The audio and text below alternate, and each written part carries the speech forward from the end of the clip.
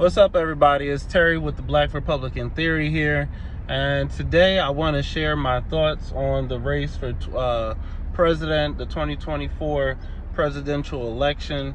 I want to kind of be more candid, and I actually want to try to stick on topic while I'm thinking about it.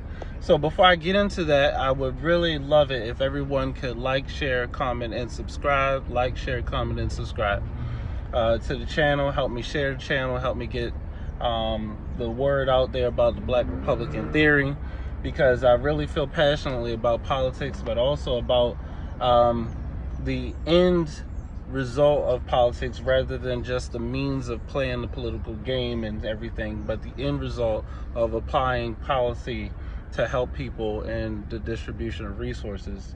Now, focusing on the 2024 election, I truly think that America needs a HBIC, and for those who are more politically correct, we'll substitute the B word for boss. But one thing I always tell my wife about, having daughters, I'm a proud girl dad, is that I'm not going to raise punk bitches, okay? One thing I can say about my daughters is that they for sure ain't gonna be punks in this life, because not only did I come from a long line of strong women, I also came from a long line of strong black women, and for my family overall, we came from a long line of strong, God-fearing individuals across the race and color spectrum, right?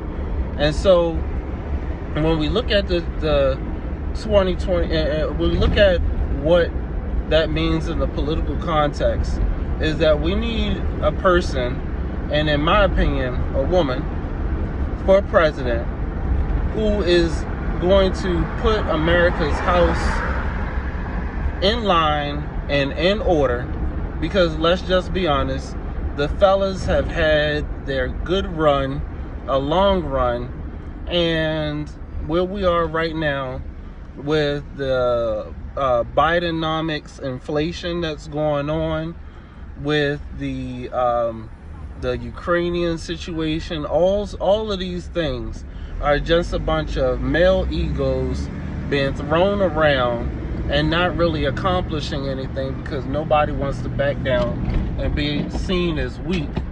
Whereas it's already been noted in multiple studies that when you put women in charge of organizations, especially large-scale organizations like a government, like a large-scale budget, etc., they are better at diplomacy. They're better at the organizational factor of managing the large-scale organization, companies, etc. Why? Because it's called the Jill syndrome. You have Jack and Jill syndrome. The Jack syndrome is like being there as a Jackie Robinson syndrome is being there as the only black person in the room, a racial minority. So you are pushed to do a little bit better. As a woman, the Jill Robinson, whatever syndrome, whatever, is like the woman version of the Jackie Robinson syndrome, is being the only woman in the room, and you know that you are going to have to outperform, be twice as good for a fraction as much in order to accomplish the same means. So when we look at the 2024 election and who our candidates are on the Democrat and Republican side, we look at the Democratic side and we just know already that crazy Uncle Joe, Jim Crow Joe, he is definitely going to be the Democratic nominee as long as he has a heartbeat. And hey, he might not even need a heartbeat in order to be in order to continue to have somebody act out the role for him. He just got to, have a fraction thereof, because they're keeping them in the basement or in the back room and only bring them out anyway to read a teleprompter. So just have a real good AI or actor on his behalf. But with the So there's no Democrat that's going to replace him, challenge him, etc. And for real, on that end, you don't even have Kamala, who's doing a bang up job as VP. Number one, she's the border czar, and she has never visited the border as vice president. But not only that, you add into the fact that you got her putting her opinion forward, and the Biden folks, from every article that you see, they're shutting her down. They're saying, hey, no, you don't get an opinion here. What are you doing talking? And so then you look at the Republican side. You say, okay, who on the Republican side could we possibly trust to steer this country forward? And we have a smorgasbord of candidates. We have an absolute smorgasbord of candidates on the Republican side. But the only candidate that I'm really interested in, just to be 1,000% honest, is Nikki Haley. And I honestly think that she's that HBIC that America is going to need, not only as an accountant, but as a former governor, as someone with foreign policy experience, as a UN ambassador. She has the qualities of, and she is a part of the next generation of politics, political folks, that this current generation in political leadership would not be able to relate to. You look at the de facto head of the Democratic Party is not Hakeem Jeffries. I was talking about in the House. It's not Hakeem Jeffries, who I used to intern for.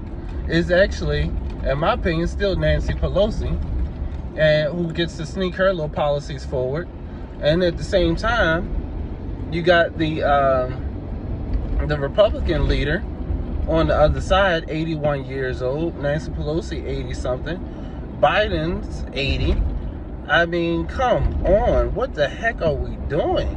Where we got these 80-year-olds running the country in the top spots, where they're literally just, I mean, they at the finger of the nation, of the nuclear codes are within these people's reach.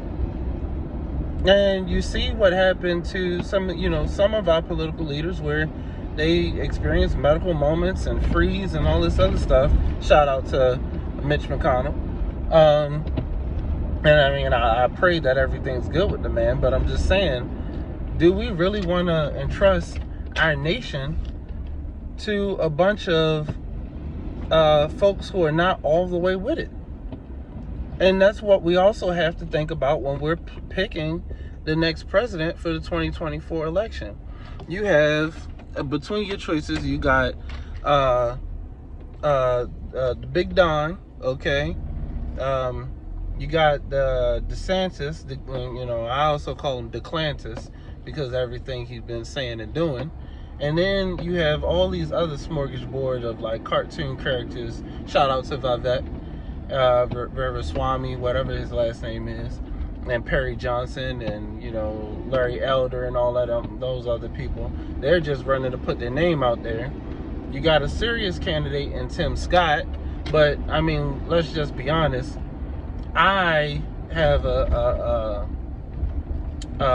reservation about voting for politicians that do not have children, or who are not at least married, for executive roles, especially like President of the United States, because where's your investment in the policy that's going to go on the people of the future? Oh, well, I have nieces and nephews. Oh, okay. Well, you got nieces and nephews. How are those nieces and nephews, like, are you the one caring for that niece and nephew at the end of the day? Do you know what it feels like to change a diaper in the middle of the night, stay up with a child all night long when they're, sick and everything? Are you emotionally and physically as vested in that child as much as that child's parents? And why does that matter? Because when you look at it from when you're voting your values and you're voting your policy, where is your actual investment? in the future? How am I going to know that what you're doing and the policies that you're making and pushing forward and executing are those that you know that your children are going to have to live with? Oh, well, you know, Terrence, we had politicians who had kids before, who still did horrible in office, who did bad things that came to bite us in the tail. Shout out every president from Bill Clinton to Donald Trump. Yeah, no, those people would be absolutely right. But they also know that their children had to live with the policies that they were pushing forward. So they put that passion into trying to help and change and change the communities around them. When you don't have that investment and you're so disengaged, you're just like, hey, whatever goes, you know, whatever you say goes. I'm gonna just go for my lobbyists and donors anyway. So we relate that back to being the HBIC, and America needs a mom for president. America needs a person, a woman, who's going to say, no, you need a timeout. No, we're going to pull this car over. No, you're not doing that. No, I'm going to get this stuff done. And let's just be honest, when men are in the household, and we got our kids and everything, if we're guys, especially guys who are still with it and can move things around, if you know what I'm saying, moving furniture, we especially listen to our wives, because we say, look, at the end of the day, we try to make sure we got a meal and a snack, if you know what I'm trying to get at. And so with male politicians, they look at everything and they say, oh, well, we're going to throw it on to the woman to make the policy. We're going to, you know, have these other people do the grunt work, etc. And a lot of these guy candidates who are out there, they're not serious. They're just poster boys representing whatever special interest, mostly the religious right, who want to put their ultra-conservative views on the rest of America. And too often do we see that somehow, some way, the ultra-conservative right pushes their policies, and their version of Christianity is a version that is white Anglo-Saxon without everyone else in it. And they don't account for any of the diversity that truly is America. Any of the diversity, and not just in terms of skin color, but also diversity in thought paths, diversity that, hey, you could do your thing as long as I'm gonna do my thing, and we just leave each other alone. Well, with my favorite HBIC, Nikki Haley, when she was governor of South Carolina, and first off, she's in a blended family. Second, when she was governor of South Carolina, she made sure that everyone had a chance, that everyone put forward their best foot. She brought jobs to the state. She made sure to protect gun rights. And then she was willing to fall on the hill of two separate issues. First, the one with the Walter Scott issue, where a police officer framed a black man, planted a gun on him, shot him in the back as he was running away, and then said, oh, well, you know, the black man had a gun. He was running away because he had a child support warrant. And the media ran with that and said, hey, we're going to demonize this black guy, rather than, you know, seeing that the police officer was incorrect. Well, it took leadership. It took the balls that a lot of these male candidates don't have, to stand up and say, no, we're not going to allow that in the state. And as governor, she pushed forward to say, hey, no, we need to prosecute this officer for lying. Okay, if you want to get something done, we need to start saying, hey, we're going to put somebody up there with a poom poom, with a vajayjay, because those things actually take a pounding, and they can get things done a lot quicker and a lot better than some of these guy fellows who are out here who don't seem to be doing anything but walking around trying to rewrite black history, ban books, fight with Disney of all companies, and then they are somehow trying to reframe the criminal justice system by saying that we have a two-tier system of criminal justice just because the Republican frontrunner, the Big Don, Big Cheese himself, somehow is facing indictments and charges, whereas the son of the sitting president is getting plea deals left and right. We act like Don ain't, Big Cheese ain't gonna get his own plea deals. They ain't gonna have a former president sitting up in jail. Come on, America, get real. And in terms of Hunter, I mean, we all knew that the boy was gonna get off on some things. I mean, you got a almost 50-something-year-old man, or if he not 50 already, whatever, smoking, doing everything, got guns and stuff, denying his child support, everything else. Y'all say the black community dysfunctional. Meanwhile, somehow, Hunter then snuck some crack up into the White House. It was front page news, and then somehow the Secret Service don't know who or where had access to it. That would never happen with a HBIC, and namely Nikki Haley as president. And then in terms of foreign policy, she just made sure to carry out a lot of the proper policies that upshored American sovereignty and independence. Versus upholding to another country's standards on climate change or whatever else. She said we're going to put forward our own. And America has worked a lot through the private business sector, the private sector, to do just that. So, when it comes to 2024, I'm urging everyone to vote for the HBIC in their local, state, and the presidential elections. Evaluate these candidates and say, who would you really trust? Not only to answer that 3 a.m. Phone call or security meeting call, whatever, but also who do you really trust to right the ship and make the tough choices to put balanced budgets into government, stop the high inflation, get some of these various crises under control, and to also present that the diversity, not just in terms of skin color, but of background and experience and building businesses and having that leadership experience.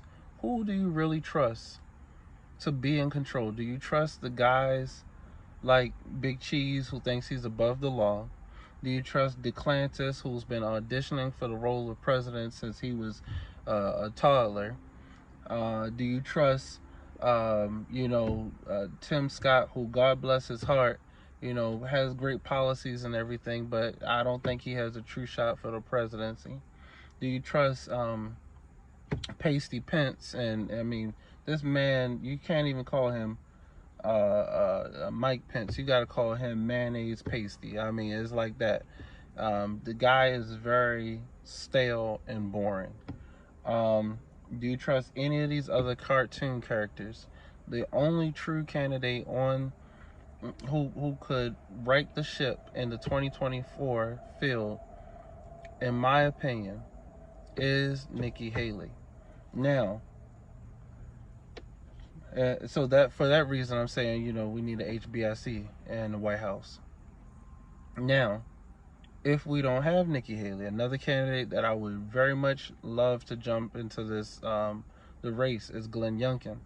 A lot of people bash him on his voting, the voting rights issue for criminal, ex-felons or something like that, or they look at this critical race theory stuff that he's putting, that he's trying to get out of schools, etc., etc.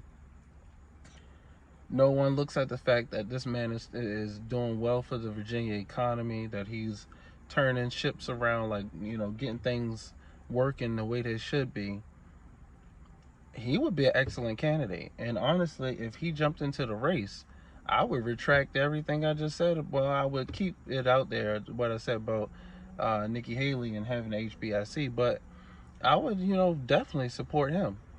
So, anyways, guys, that's my thoughts. I know I went on a rant today, America needs an HBIC. Please like, share, comment, and subscribe to the channel. Thanks.